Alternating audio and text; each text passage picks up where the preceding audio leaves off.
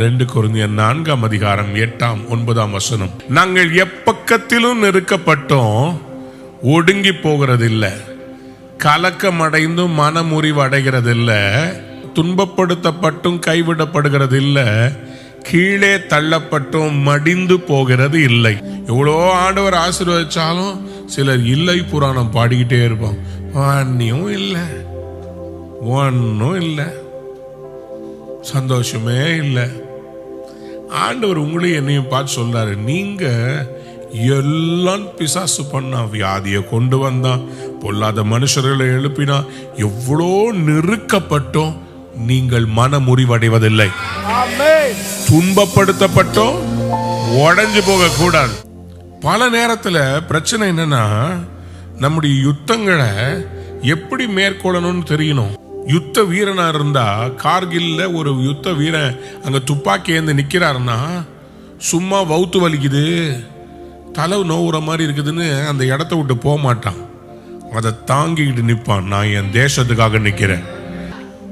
அதே 2 கொரிந்தியர் 4ஆம் அதிகாரம் 16 18 வாசித்து பாருங்க.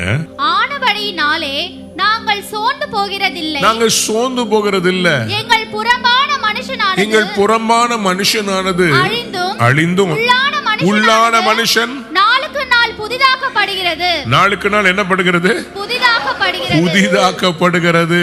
நம்ம மேற்கொள்ற சந்ததிங்க. You and I are called to be overcomers.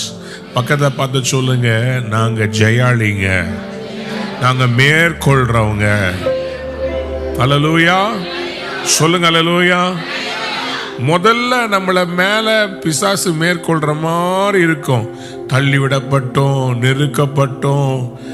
எப்போதுமே பார்த்துக்கோங்க, இந்த பிரசங்கியின் புஸ்தகம் எக்லெசியாஸ்டஸ் சாப்டர் 3ல நீங்க வாசித்து பார்த்தீங்கன்னா, அதுல எல்லாமே எதிர்மறையாய் வரும். காலங்கள் என்று வேதம் சொல்லுகிறது. அந்த காலங்கள்ல பாத்தீங்கன்னா, ஒவ்வொரு காலமும் எப்படி ஆரம்பிக்குதுன்னா, பிறக்க ஒரு காலம் உண்டு, இறக்க ஒரு, நட ஒரு காலம் உண்டு.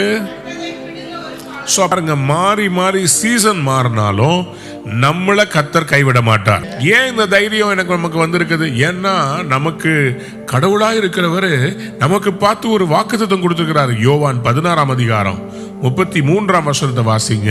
என்னிடத்தில் உங்களுக்கு சமாதானம் உண்டாயிருக்கும் பொருட்டு இவைகளை உங்களுக்கு சொன்னேன். உலகத்தில் உங்களுக்கு உபத்திரவம் உண்டு, ஆனாலும் திடன் கொள்ளுங்கள், நான் உலகத்தை ஜெயித்தேன். நான் உலகத்தை ஜெயித்தேன். உலகத்துல உங்களுக்கு உபத்திரவம் உண்டுப்பா, உங்களுக்கு விரோதமா பிரச்சனைகள் வரும். ஆனா ஒரு காரியம் சொல்றேன், இதுல நீங்க திடன் கொள்ளுங்க, நானே ஒரு ஓவர் கமர். நான் ஓவர் கம் பண்ணேன், அதனால என் பிள்ளைங்க நீங்களும் ஓவர் கம் பண்ணுவீங்க. என்ன பிரச்சனைனாலும் ஓவர் கம் பண்ணி வாழ்ந்து காட்டணுங்க. தற்கொலை ஒரு வழியே கிடையாது.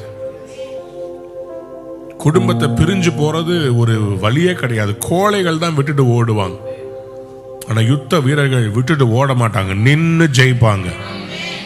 நான் உலகத்தை ஜெயித்தேன். திடன் கொள்ளுங்கள், நான் உலகத்தை ஜெயித்தேன், நான் உலகத்தை ஜெயித்தேன்.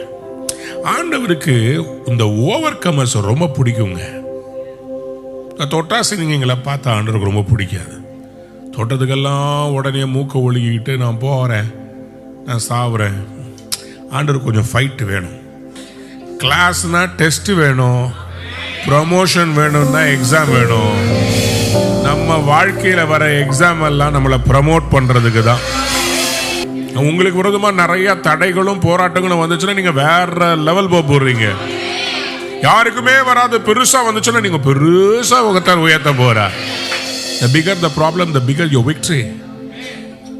மேற்கொள்ளுகிற அதிகாரத்தை கொடுத்திருக்கிறார்.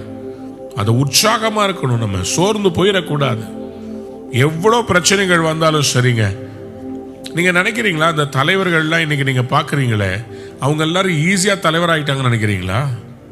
ஒவ்வொரு தலைவர்களையும் எவ்வளோ மீம்ஸ் போடுறாங்க, எவ்வளோ கேலி கிண்டல்லாம் பண்றாங்க. இந்த பரியாசக்காரர் அப்படிதான் செஞ்சிட்டு இருப்பாங்க. சில பேருக்கு வேலையே எல்லாரையும் ஜட்ஜ் பண்றது தான். போராட்டத்தில் ஜெயிக்கிறவங்களுக்கு ரொம்ப பிடிக்கும், ஓவர் கமர்ஸ் ரொம்ப பிடிக்கும். அவங்களுக்கு தான் பொறுப்புகளையே கொடுப்பா.